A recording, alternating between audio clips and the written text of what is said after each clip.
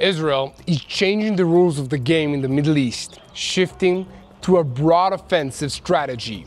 This includes taking control of the Syrian Hermon, strikes in Lebanon and in Gaza, and creating an 80-kilometer buffer zone in Syria. All of this signals the establishment of new rules of engagement against Iran and its proxies. And over the past year here in Israel, we changed our mindset. And over the last 24 hours, there have been several demonstrations of this in all of Israel's theaters of combat. In Gaza, Hamas terrorists who planted explosive devices were eliminated. In Syria, about 40 military targets and weapons depots were attacked in about 30 strikes, and in Lebanon, a Hezbollah terrorist was assassinated and additional terrorists were struck. Israel is beginning to realize its security vision, recovering from the post-trauma of October 7th and understanding that it must act powerfully and aggressively while setting new rules in the Middle East. However, that doesn't mean that everything is going our way all at once. And as always, the enemy has something to say about it. For instance, in Gaza, Hamas is reconstituting itself, ruling the territory and using tunnels that have not been exposed before. In Lebanon, the IDF is completing its withdrawal while simultaneously striking deep inside the country and thwarting money smuggling from Iran.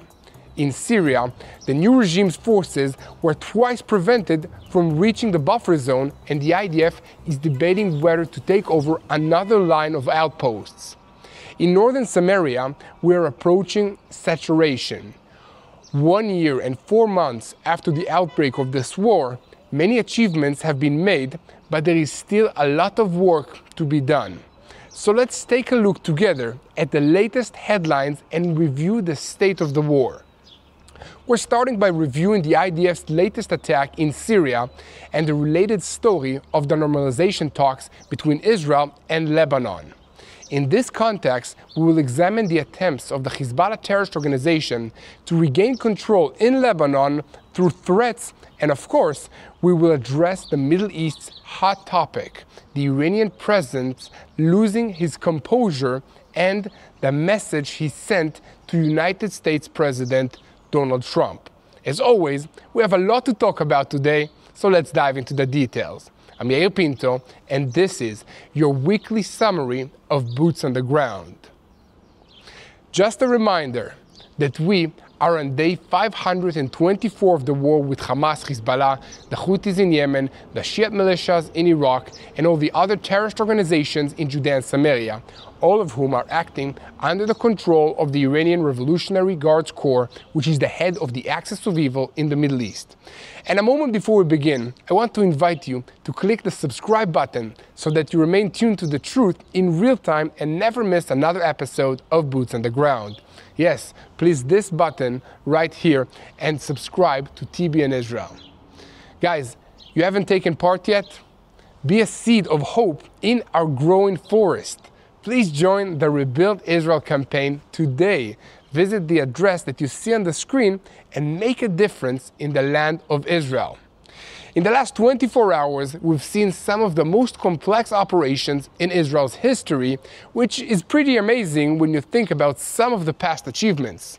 But overnight, between Tuesday and Wednesday, the IDF and the Israeli Air Force carried out simultaneous strikes in Gaza, targeted assassinations in Lebanon, and widespread bombings of Iranian targets in Syria, all at the same time while ground forces were conducting operations in the heavy snow of the Syrian Hermon mountain.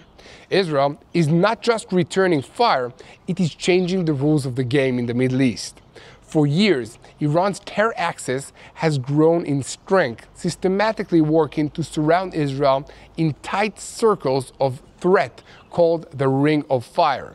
Hamas in the south, Hezbollah in the north, Shiite militias in Syria and Iraq, and even subversive forces in Judea and Samaria. But now, Israel is signaling a clear direction. We will no longer just react and play defensive, we will also take the initiative and go on the offensive.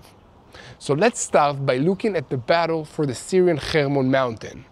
As soon as reports surfaced in early December of last year that Bashar Assad and his family had boarded planes and were on their way out of Syria, his army began abandoning their posts, including the bases on this strategic mountain, Hermon.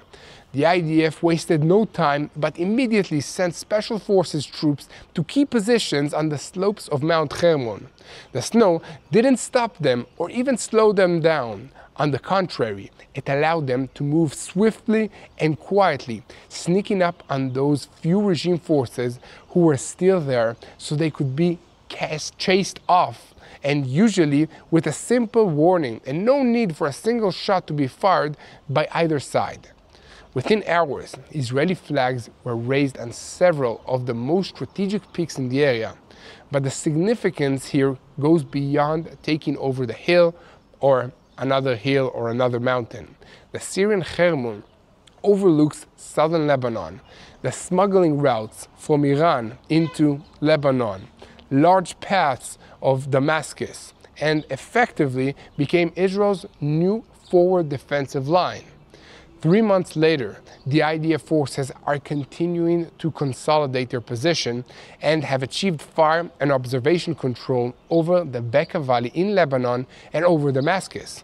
But they're not just staying in place and holding these positions. Every week, dozens of raids are carried out deep inside the Syrian territory to find, capture, and demolish stockpiles of strategic weapons that were left behind by the regime so they can't be used against Israel by anyone in the future.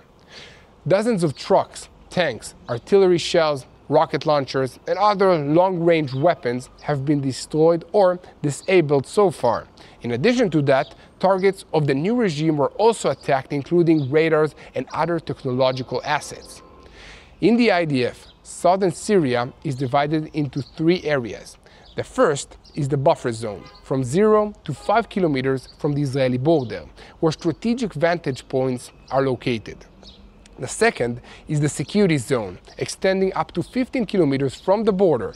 Then there is the sphere of influence, extending another 65 kilometers from the border and even reaching the Damascus highway. The purpose of dividing the area into zones is to prevent the new regime from entrenching itself and to allow for control on various levels, from the border to Damascus. Behind the scenes of this basic framework, there are various steps being taken to ensure the situation does not escalate. In the defense establishment of Israel, they see these moves in Syria as an example of the lessons learned on October 7th about the need to permit problems and stop attacks before they even start. But Israel is not just demolishing the war machine that Assad left behind. We are also repairing civilian infrastructure that Assad neglected for years. We are improving the lives of the civilian population and helping to promote a stable and secure belt between Damascus and the Israeli border.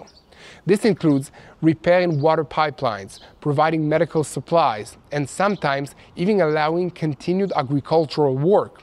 There are around 40,000 civilians who live and work in the area under Israeli control, including about 25,000 in the Golan and another 15,000 at the foot of the Hermon mountain. The IDF has deployed 3 brigades for implementation operating in the area, making it clear that the army believes the area must be held and protected. It is also never far from anyone's mind that most Syrians had weapons in their homes, and there are many local cells and potential lone wolves who can carry out terror attacks at any time. However, the defense establishment has clarified that the IDF acts alongside the population and understands there is an interest for the population to remain cooperative with the Israeli army. It is also important to point out that Hezbollah and other Iranian-controlled militias have completely withdrawn from this area, as they understood that the new regime, led by the jihadist elements, placed their entire Shiite axis in danger. However, Israel also understands the danger coming from this new regime and is keeping it under close observation. As Defense Minister Israel Katz said, every morning when El-Julani opens his eyes in the presidential palace in Damascus, he'll see the IDF watching him from the heights of the Hermon mountain, and remember that we are here and in all the security areas in southern Syria to protect the residents of the Golan and the Galilee in Israel against any threat from him and his jihadist friends. He also declared that the IDF is preparing for an indefinite stay in Syria. We will hold the security area and the Hermon mountain, ensuring the entire security area in southern Syria is demilitarized and free of weapons and threats, and we will also protect the Druze community in the area. Everyone should understand that this is not a temporary move. Security forces report that Israel plans to turn the area into a demilitarized security zone around 80 kilometers deep inside Syria, keeping it free of Iranian weapons, Shia militias, and terror elements. In the past, Israel might have launched the coastal airstrike on hostile elements in this area, but now the IDF is taking physical control on the ground. The message to Iran is clear. Israel is setting the rules right now. And here at TBN Israel, we will continue reporting on all the developments in Syria. And as always, we invite you to help us by sharing these videos on YouTube and following us on social media. If you want to be part and receive daily boots on the ground reports, please click the subscribe button. So guys, even more than that, we at TBN Israel call on you to support us and join our Boots on the Ground community by making a monthly donation. This is an investment in the truth that allows us to continue bringing you this program. So please go to our website at tbn.org/Israel, because every dollar you donate will be invested in sharing the truth and creating more videos like this one from Israel. Now, let's get back to the news, and we'll keep our focus on the north, but switch slightly to take a look at what is happening in the past week in Lebanon. The Iranian-backed Hezbollah terrorist group is taking blow after blow, despite the official ceasefire with Israel. The IDF is continuing to monitor the border area south of the Litani River and neutralize any attempt by Hezbollah to regroup or rearm in that location. But Israeli airstrikes even further north have also intensified. This past week, there were several such strikes, including one that took out a senior figure in the Hezbollah air defensive unit. This is the unit that is supposed to defend Hezbollah against Israeli airstrikes, but their leader couldn't even protect himself.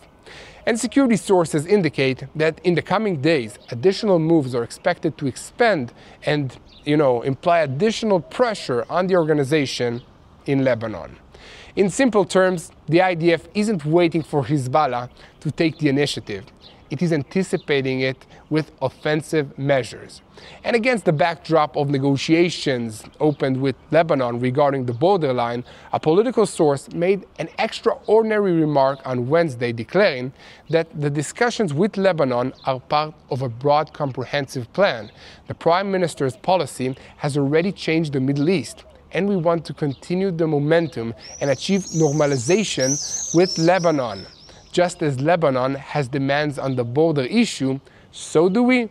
We will discuss matters. And meanwhile, the editor of the El Akbar news portal, which is associated with Hezbollah, warned Israel wants to dismantle Hezbollah's weapons by force, which will lead to civil war. Before that, El Akbar reported on Wednesday that the negotiations and contacts regarding southern Lebanon started some time ago, and President Joseph Aoun asked the American side to pressure Israel on the prisoner issue. This came in light of Lebanon having agreed to extend the ceasefire period for another month, and after receiving American guarantees regarding the prisoner issue. According to them, Israel's non-response and the lack of American pressure caused them embarrassment. So Lebanon's President Aoun emphasized to the Americans that if there is a channel linked to southern Lebanon and the disputed points with Israel, it requires discussion with Hezbollah and key elements in Lebanon, while Washington is required to pressure Israel to act. On Wednesday evening, the Israeli Prime Minister's office published a statement on the start of the talks on the borderline and disputed points, saying, in the meeting, it was agreed to form 3 joint working groups aimed at stabilizing the area and focusing on the following issues: the 5 points that Israel controls in South Lebanon, discussions on the Blue Line and points still in dispute, and the issue of the Lebanese prisoners that are held by Israel. Here at TBN Israel, we will continue to report on every development on this matter. So don't forget to subscribe to this channel if you haven't already, so that you never miss another episode of Boots on the Ground. Now, we shift our focus to the south, where Hamas still has a strong card in their hands, and that is the remaining Israeli hostages who were kidnapped on October 7th of 2023. Israel is simultaneously negotiating with Hamas and also communicating an explicit threat that they are running out of time to avoid a return to the fighting, and this time the gloves will be all the way out. However, the IDF is not waiting. Special units and constantly monitoring and providing intelligence in the Gaza Strip and launching strikes when they see Hamas terrorists operating out in the open. Several Hamas several Hamas cells have been eliminated in the process of planting booby traps and other explosive charges near the IDF troops. Hints have also been drops of a large airstrike being prepared for the near future, while the artillery corps has also mapped out the areas where they will be targeting in the event of renewed hostilities. Additionally, recently, slightly science fiction-like reports have emerged that Hamas terrorists are talking about Israeli tracking worms. Again, Israeli tracking worms in Gaza. This is according to the Hamas terrorists. The London-based Arabic-language newspaper Ashrak al-Awsat reported this week that the IDF has airdropped large numbers of small devices the size of worms, hence, into the Gaza Strip. These devices have camera and microphones, which give Israel the ability to monitor large areas. And according to the report, these intelligence gathering devices are being used to keep an eye on Hamas activities as well as look for the remaining hostages. The report said that the terrorists have discovered some of these devices and disabled them, and attempts to collect them by Palestinian collaborators have also been broken up and the collaborators arrested. Furthermore, the report stressed that Israel is working to collect as much information as possible in order to update its target bank in the Gaza Strip. They also said that the areas where drones dropping new espionage devices have been spotted are Central Khan Yunis, Deir el-Balach, the Nusirat refugee camp, the El Buriz refugee camp, the El Zawayda refugee camp, and several neighborhoods in Gaza City. Sources quoted in the report additionally emphasized that terror organizations in the Gaza Strip are on alert for fear of a sudden Israeli operation from the air or from the land. Also, somewhat sad but also amusing incident happened on Tuesday. The IDF spokesperson in Arabic published a statement that IDF forces noticed a 4-year-old Palestinian boy advancing toward an IDF position in the buffer zone in Gaza. The soldiers returned the child to the Gaza Strip and coordinated it between the coordinator of government activities in the Palestinian territories and international organizations. Before going back home, the boy had a conversation with the soldiers in which he said that Hamas personnel had sent him to the area, sent him to the IDF forces. IDF Colonel Avichai Aderi declared, "It's clear that the Hamas terrorists do not hesitate to use every means and tools to exploit civilians and children in an absurd way in order to advance terror activity." It is important to understand that Israel is dealing with a complex dilemma in regards to the Gaza Strip. On the one hand, there is a desire to exhaust the negotiations for the release of the hostages. On the other hand, there is a need to continue widespread military operations And at the moment, it seems that the pressure on Hamas is mounting, and if the coming days do not bring progress in the talks, Israel will set out for a complete offensive move in the Gaza Strip.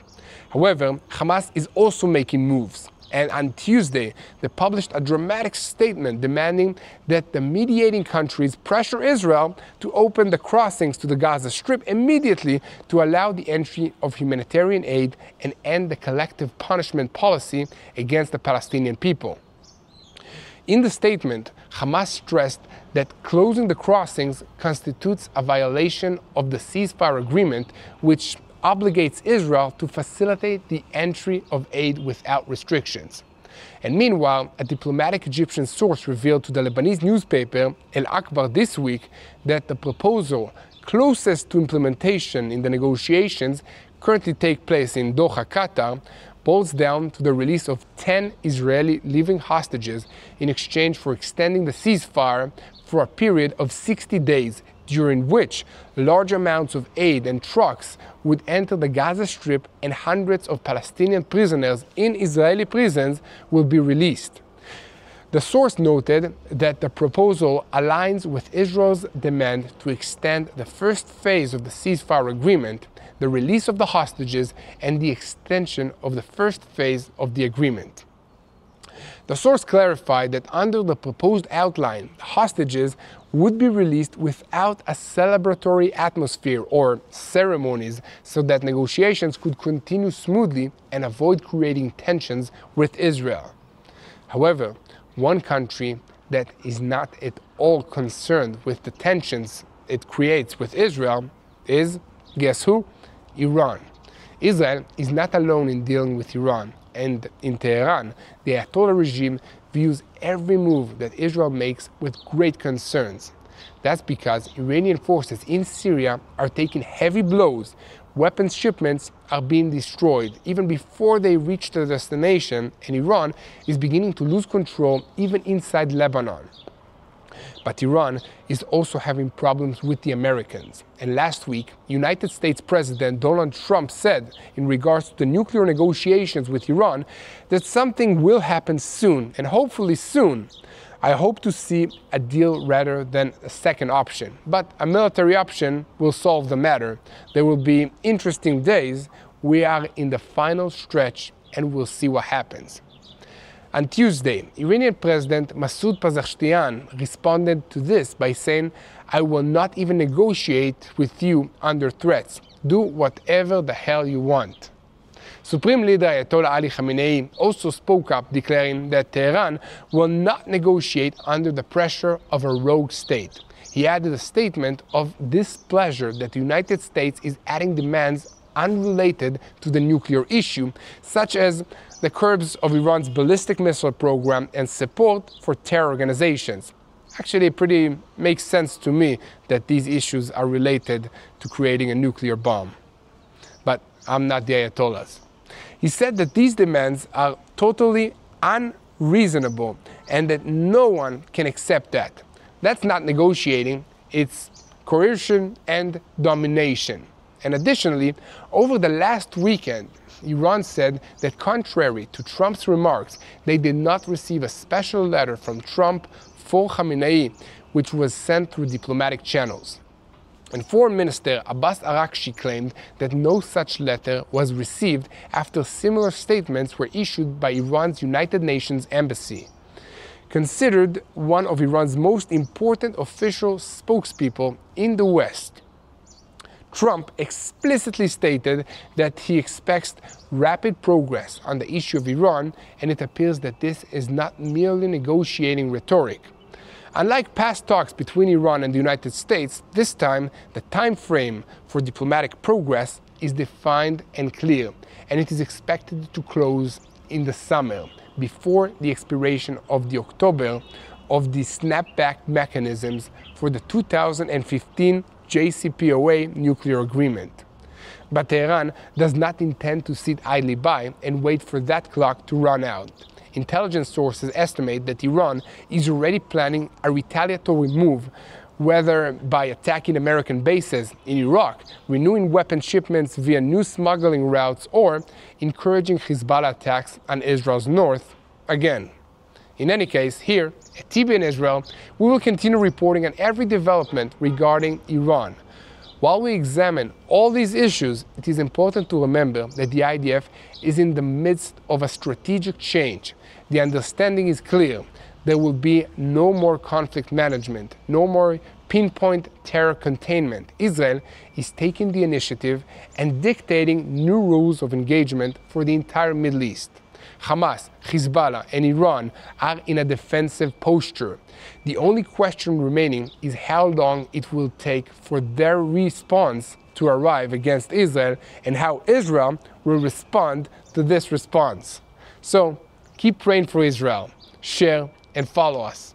Support us and donate to our activity because that's what makes us able to create more videos like this one. So if you want to support our work at TBN Israel, go to tbn.org/Israel. And most importantly, pray for Israel. Pray for the peace of our hostages who are held in the Gaza Strip in the hands of the terrible Hamas terrorists. Continue to pray for their swift return home. Pray for the IDF soldiers that are risking their lives every day defending us in Syria, in Lebanon, in Judea and Samaria, in the skies above us, against attacks from the Houthis in Yemen. So many fronts, it's hard to remember. But guys, it's really important that you pray because we are also fighting a spiritual war and a war for the truth. And there's a lot of lies and misinformation going around all over the world. How do we fight this war? We know what's happening, we share the truth, and we pray. We pray for the peace of Jerusalem. So let's do that together. And thank you for joining. Keep praying for the peace of Jerusalem.